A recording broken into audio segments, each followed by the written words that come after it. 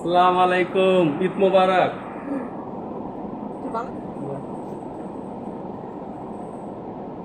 আসসালামু আলাইকুম, ঈদ মুবারক। হাসিস না কেন? আসসালামু আলাইকুম, ঈদ মুবারক।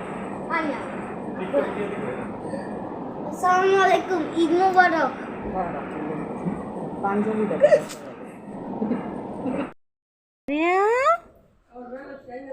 মোটরসাইকেলে বসো, চালাও পিপি। কে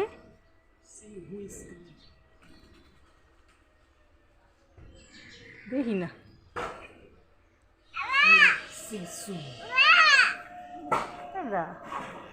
কবি তো মারিয়াম। হ্যালো, আসসালামু আলাইকুম। সবাই কেমন আছেন? আশা করছি সবাই ভালো আছেন। আলহামদুলিল্লাহ, আমরা আল্লাহর রহমতে ভালো আছি। প্রচণ্ড ঠান্ডা লেগেছে, তাই ভয়েসের অবস্থা খুবই খারাপ। তো সবাইকে পবিত্র ঈদ উল ফিতরের শুভেচ্ছা জানাচ্ছি। আশা করছি সবার ঈদ খুব ভালো কেটেছে। তো আমাদের আসলে খুবই অসুস্থতার মধ্যে যাচ্ছে সবার, তাই ঈদের আনন্দ তেমনভাবে উপভোগ করতে পারিনি আলহামদুলিল্লাহ। তবু মোটামুটি ভালোই কেটেছে, যেহেতু আমি আমার শ্বশুরবাড়িতে গিয়েছিলাম। বাচ্চারা ওর দাদা দাদির সাথে দেখা করতে পেরেছিল, সবার সাথে দেখা করতে পেরেছে। তো ভালোই কেটেছে আলহামদুলিল্লাহ। তো এখানে মারিমের বাবা আমাদেরকে অগ্রিম ঈদের সালামি দিয়ে দিচ্ছিলেন, কারণ বলছিলেন যে ঈদের দিন সবার থেকে নিও, আজকে আমার থেকে নিয়ে নাও। তো উনি নতুন টাকা নিয়ে এসেছিল, নতুন নোট। এখানে সবাইকে উনি ভাগ করে দিচ্ছিলেন। প্রথমে মারিয়াম 50, তারপরে সালমান 100, মানে যার যার বয়স যত বাড়বে একটু একটু বাড়বে সালামি। তারপর সাদ 200, সামিউল 300, আর আমাকে 500 দিল। তো আমি আরেকটু বাড়িয়ে চেয়েছিলাম, বাট আমাকে দিল না। বলতেছে যে আমি তো সবাইকেই দেই, আমাকে কেউ দেয় না। আমি ভাবলাম ঠিক আছে, আমি একটু কম নিলাম, আমার যেটা ছেড়ে দিলাম ওইটাই তোমার, আমার পক্ষ থেকে, মানে তারটাই তাকে ফিরিয়ে দিলাম। যাই হোক, এভাবে মজা করছিলাম আমরা। তারপর আমরা চাঁদরাতে গিয়েছিলাম আমার শ্বশুরবাড়িতে।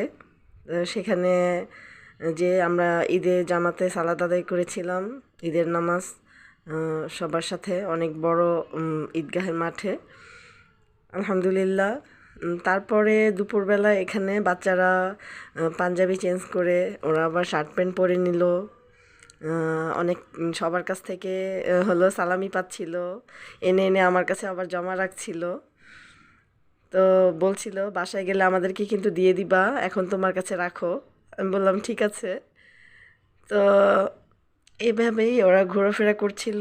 আর মারিয়াম, সে তো সবসময় যেমনটা হয়, কোথাও গেলে কাউকে চিনে না, কারো কাছে থাকতে চায় না। সে কী অবস্থা, ঈদের দিন সে কান্নাকাটি করছে, কাউকে চিনে না, খুবই অসহায় তার অবস্থা। তো এই জন্য আসলে আমি সচরাচর কোথাও যাই না, যেহেতু মারিয়াম অভ্যস্ত না, নিজের বাসায় থেকে কমফোর্টেবল। বাট তারপরও ঈদ যেহেতু যেতেই হবে। তারপর ছোট ননদের বাসায় দাওয়াত খেয়েছি, ভিডিও করা হয়নি। এরপর অসুস্থ হয়ে গিয়েছিলাম। আর যখনই কিছু ভিডিও করতে চাই, তখনই দেখি যে আমার বাচ্চারা হলো ফোন আমাকে দিবে না, মোবাইল দিবে না। তো সবাই দোয়া করবেন যাতে আমার নিজের একটা মোবাইল হয়, যেটা দিয়ে আমি সবসময় আপনাদের জন্য ভিডিও বানাতে পারবো। জানি না কবে হবে, কারণ আমার নিজের একটা ফোন খুব দরকার। অনেক ক্লিপই আমি তুলতে পারি না, শুধুমাত্র আমার বাচ্চারা আমাকে ফোনই দিতে চায় না। ওরা হলো মোবাইলে গেম খেলবে, ভিডিও দেখবে, এইসব কারণে। তো সবাই আমাদের সুস্থতার জন্য দোয়া করবেন। সবাইকে আল্লাহ ভালো রাখুক, সুস্থ রাখুক। আল্লাহ হাফেজ, আসসালামু আলাইকুম।